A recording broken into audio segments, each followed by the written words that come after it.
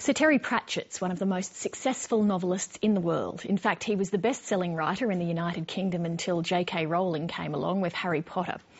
4 years ago, Sir Terry was diagnosed with a rare form of early-onset Alzheimer's, and he's since become a passionate advocate of euthanasia. We spoke in Sydney. Terry Pratchett, welcome to the program. I read that one of your British fans drove for a day to go to one of your book signings, and then he stood in the freezing rain for 6 hours, and he said afterwards that it was worth it to see you because you're an incredible writer and an incredibly nice man. Do compliments get any better than that? Oh yeah, I get kissed by the ladies, which is I think that's better than that, to tell you the truth. Yeah.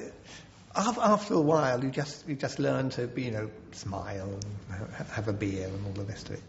You get very embarrassed, for heaven's sake, because when you go home, you're just your wife's husband, and you've got to go and clean out the cat box.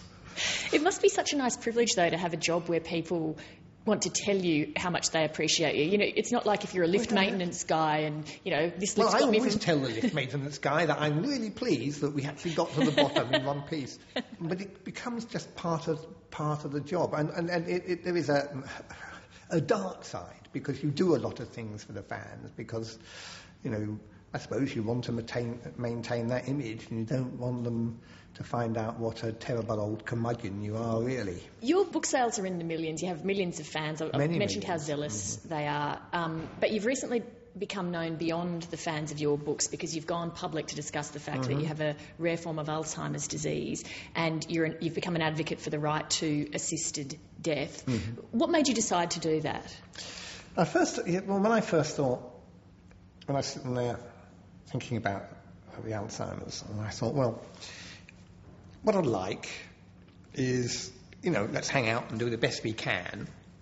And then I'd very much like to have a lie down in the sunshine somewhere, listening to Thomas Tallis on the iPod after a nice brandy, and a nice friendly doctor will give me the little jab, which would just send me away.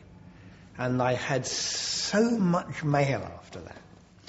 Most of it, by far the most of it, was from people who agreed and said, yes, that's exactly right, that's what we want. Why, if you're old and lame and you can't be cured and the disease is getting worse every day, are you expected to grin and bear it just because someone would like to care for you? It's not up to them. It's up to you. So what role do you think that governments should have in this issue? Because it's treated as a societal issue rather than an individual issue. It's an individual issue. It should be. And the fact that one person has an assisted death does not mean that anyone else, by any means, should have one. I'm absolutely clear on this, and so is everybody else that does it. If you go to Switzerland, for example, where they do allow foreigners to die, which I think shames everybody involved.